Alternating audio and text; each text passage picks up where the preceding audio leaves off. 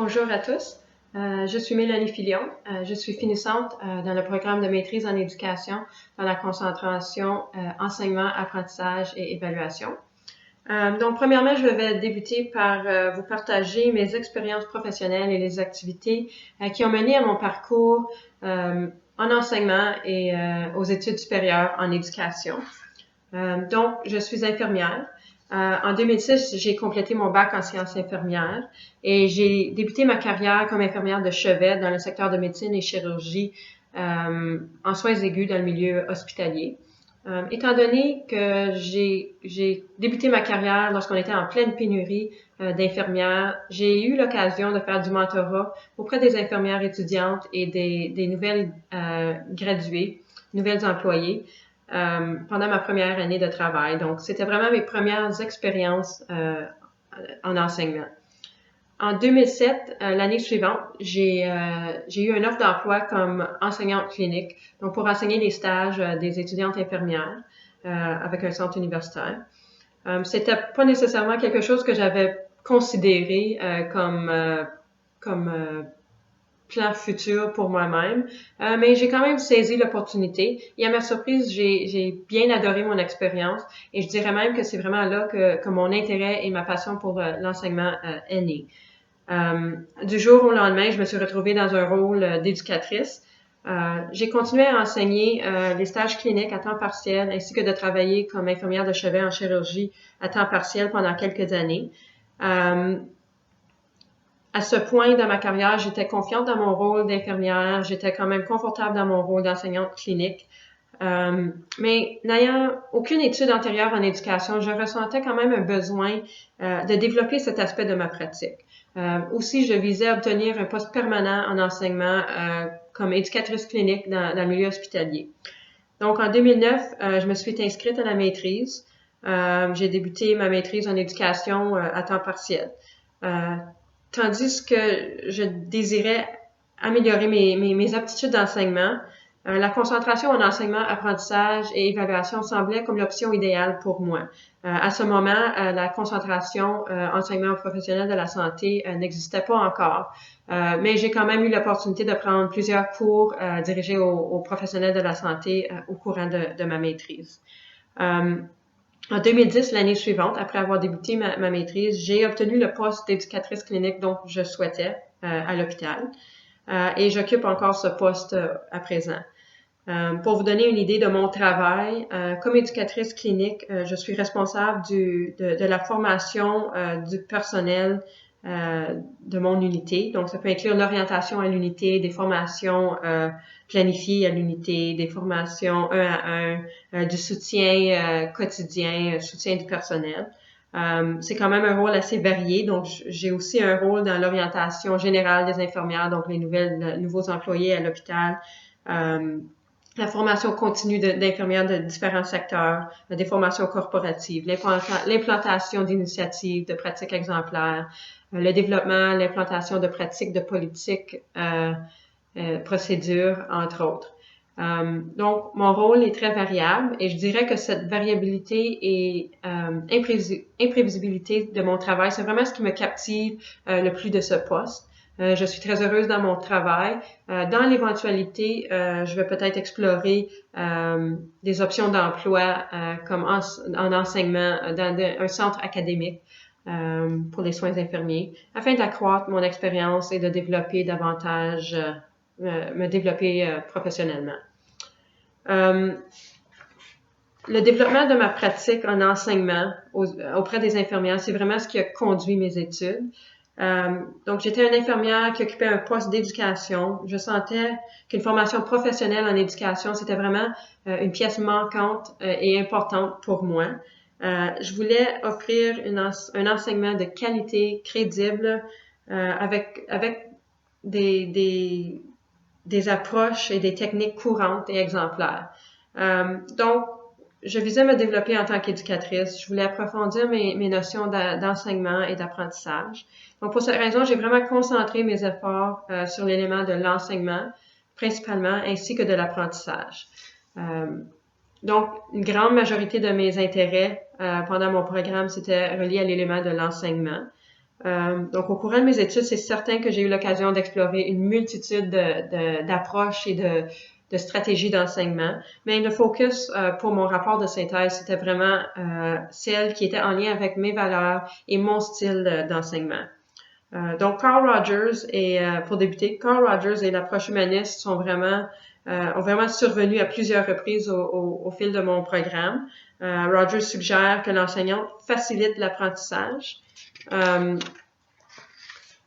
Et en plus, dans mon organisation, ça fait presque 10 ans, c'est vraiment une organisation qui prise l'humanisme comme une valeur organisationnelle. Donc, je peux même dire que l'approche humaniste est très enracinée dans mes valeurs professionnelles. Dans ma pratique comme éducatrice, l'humanisme, c'est vraiment une approche que j'utilise lorsque j'enseigne et je planifie mes formations. Je dois dire que mes apprenantes sont des infirmières, donc elles ont déjà suivi une formation professionnelle. Elles possèdent des expériences, des connaissances antérieures aux soins infirmiers qu'elles apportent avec elles lorsqu'elles participent aux formations. D'autres approches que j'ai aussi étudiées qui sont en lien avec l'humanisme sont le progressivisme, le pragmatisme.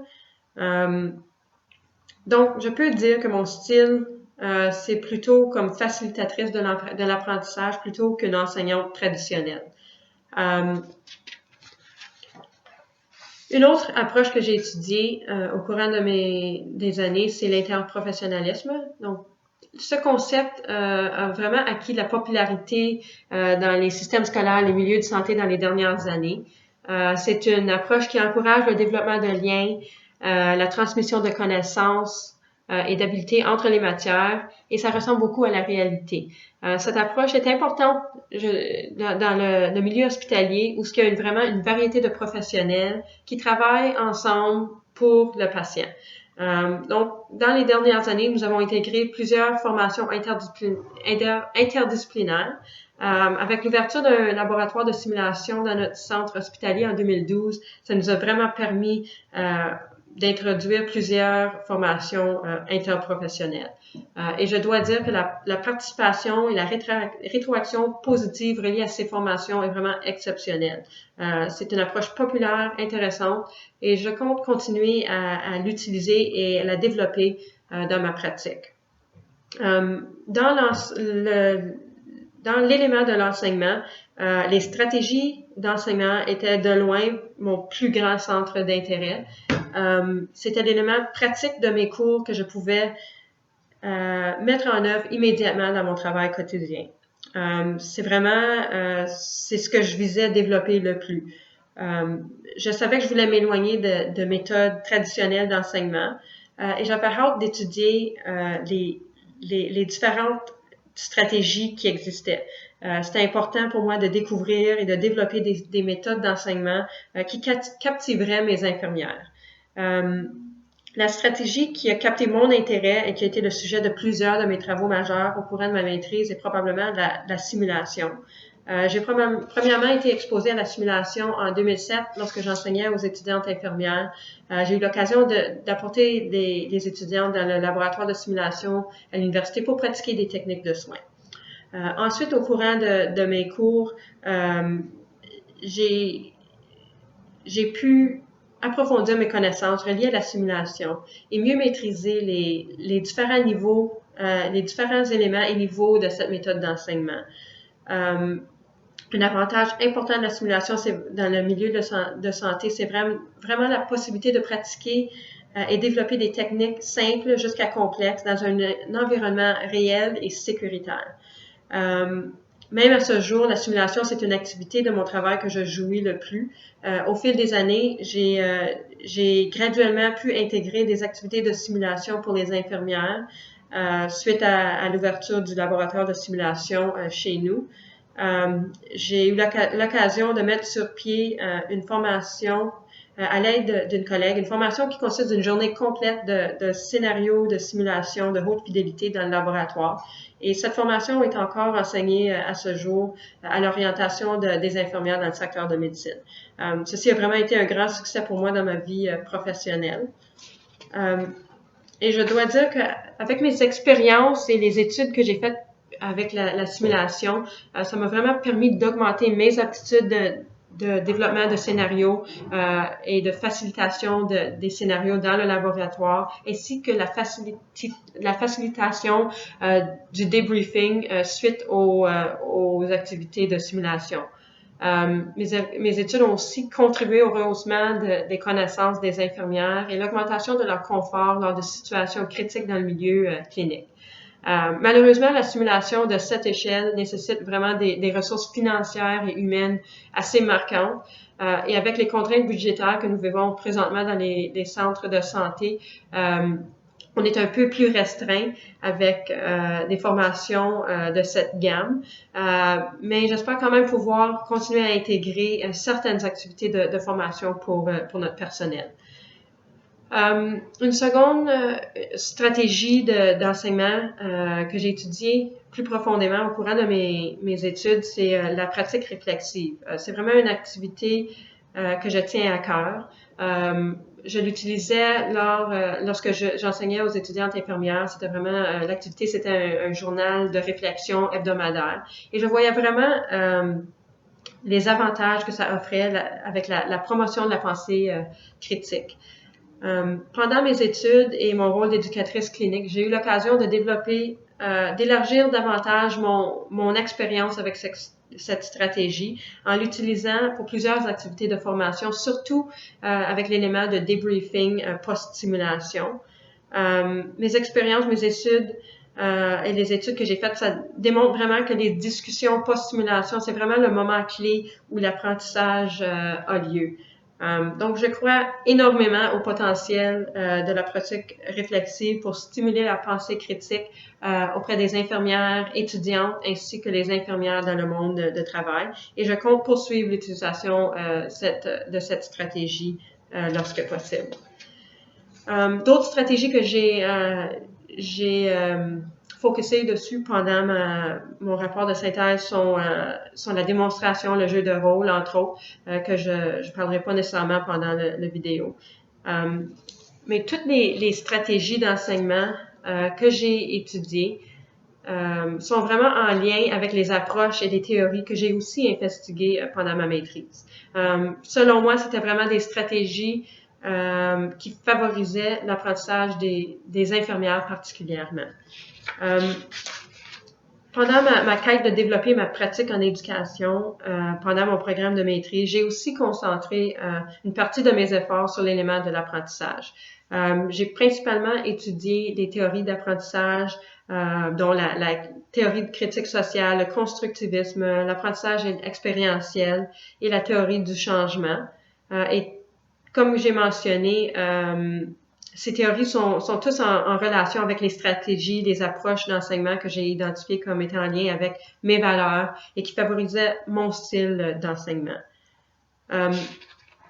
Donc, en conclusion, je peux dire qu'en m'embarquant dans ma maîtrise en éducation, mon but ultime était vraiment d'améliorer ma pratique en éducation auprès des professionnels de la santé. J'ai réalisé que je m'identifie de plus près avec l'approche humaniste en enseignement et que j'ai un grand intérêt pour l'apprentissage par simulation. Les notions d'enseignement et d'apprentissage que j'ai étudiées au cours de ma maîtrise m'ont permis de me développer en tant qu'enseignante. J'ai pu apprendre de nouvelles techniques d'enseignement, de raffiner celles qui m'étaient déjà familières, ainsi que de connaître et apprendre les fondements théoriques de l'apprentissage de mes étudiants. Ayant complété ma maîtrise à temps partiel, tout en travaillant en tant qu'enseignante clinique et éducatrice clinique dans le milieu hospitalier, ça m'a vraiment permis de mettre en pratique mes apprentissages au fur et à mesure que je progressais dans le programme. J'ai pu voir de façon graduelle et progressive le développement de ma pratique et le cheminement professionnel que j'ai atteint. Je me sens beaucoup plus outillée et crédible dans mon rôle d'éducatrice clinique dans les soins de santé. Et j'espère continuer à mettre en pratique mes apprentissages d'éducation dans mes efforts de formation continue auprès des infirmières. Donc, je tiens à vous remercier et vous féliciter à tous de terminer cette étape finale dans votre programme de maîtrise. Merci.